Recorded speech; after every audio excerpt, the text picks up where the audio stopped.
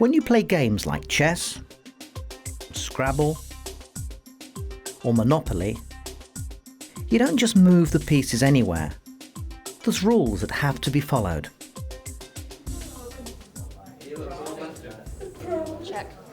In many ways, social life is similar. There's also rules that most people seem to follow most of the time. Well, the school's got rules such as you can't smoke on the premises and you can't gamble. Well, you've got to obviously be on time, be punctual. And then when you're in lessons, you've got to do what you're told. Obviously, to respect your teachers. When they're talking, you don't talk over them, you listen. You know, if you want to be here, you put the effort in. Because you can't just wander out onto the streets and start up. As well as formal school rules, there's also informal student rules. I think informal rules are they're definitely influenced by your peer groups. I think with different peer groups there's lots of different things that you wouldn't wear. Like if you went shopping with your mates, then they have an influence on what you buy and what looks good on you, and you're more likely to listen to them than your own instincts. There's different places that you might not like to be associated with in college, such as the reading room or the science block, just because they're the kind of people that you don't want to be referred to as. These social rules are called norms. Behaviour that's expected of us in a particular situation, like at school. And these norms express certain values. That is, beliefs that social rules produce things that are desirable and worthwhile. It's about aspiration. It's about having an aim in life, and rather than just aimlessly drifting through, that you've got something that you're trying to actually achieve. And I think education does that. Education gives you the start to all your routes of career choices and going to universities, and you get a lot out of it socially and education-wise. Norms and values are key parts of what sociologists call the culture of a society or a social group. In the everyday run of things, you might think of culture, you might think of music, literature, drama, films, but for sociologists, culture is much more. It's the ways in which we organise a society, the way in which we make sense of our lives.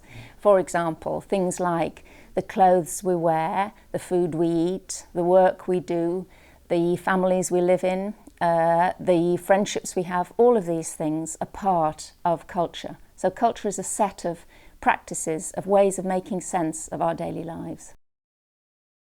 Another feature of games is you can't just play them.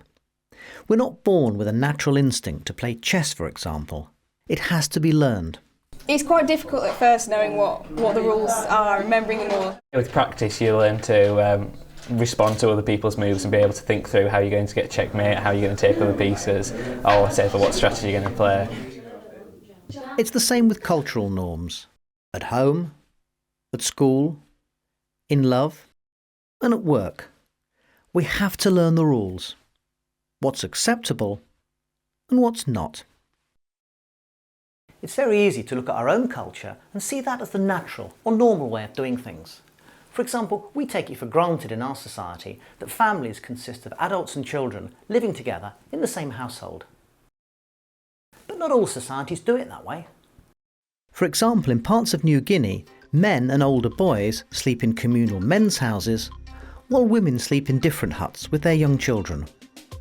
And in the highlands of New Guinea, amongst groups such as the Chimbu, traditionally women and children shared a dwelling with their pigs, while men and older boys lived apart. And in our culture, if you're attracted to someone, you might go up to them and ask for a date, or text them, or maybe tell a mutual friend.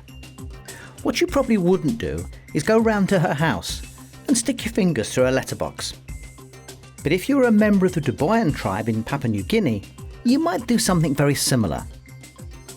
Duboyan girls sleep with their parents in houses raised on stilts. If a boy fancies a girl, he'll announce his arrival by putting his fingers between the floor slats. If the girl likes him, she'll hold his fingers. But if she doesn't, she'll cut them with a knife. So if you're a Duboyan guy, you better be pretty sure the girl likes you. Otherwise, you could be missing a few fingers. But what does looking at other societies teach us? When you're living in a society, you take things for granted. So when you study other societies, you realise that they're actually socially constructed, that the practices are part of a specific culture.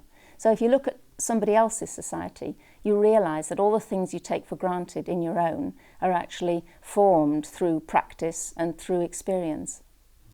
Another thing about cultural norms and values is they don't stay the same. They've changed dramatically in Western societies over the last century.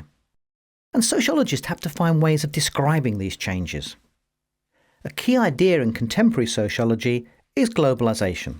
Globalisation, I think, is about the ways in which there are links between all of us. In previous times, we maybe lived in a sort of local community and we didn't know much about what was going on everywhere else.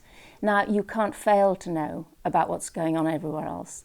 You know about it because you know about it through the communications media.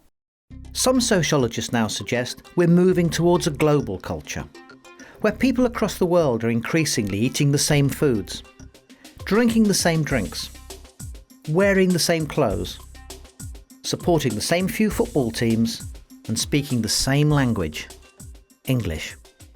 So if this view's right, maybe in the future we'll have to learn just one set of cultural rules, because we'll all be playing just one game.